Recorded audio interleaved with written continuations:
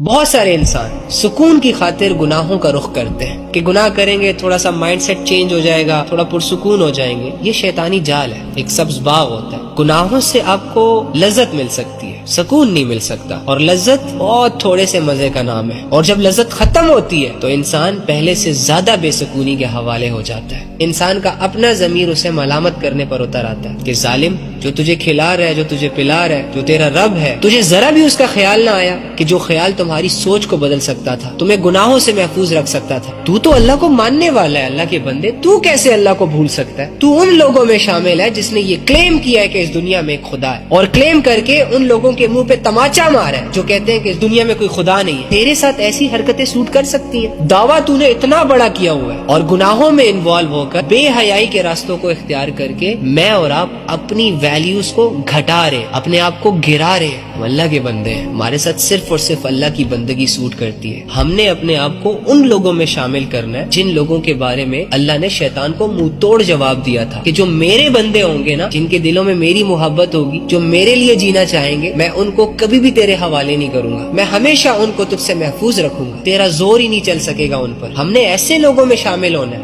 نہ کہ ان لوگوں میں جن لوگوں کے بارے میں شیطان کو اللہ نے کہا کہ میں تجھ سے اور تیرے ان بندوں سے جو تیری مانیں گے، جو تیری عبادت کریں گے، اپنی جہنم کو بھر دوں گا۔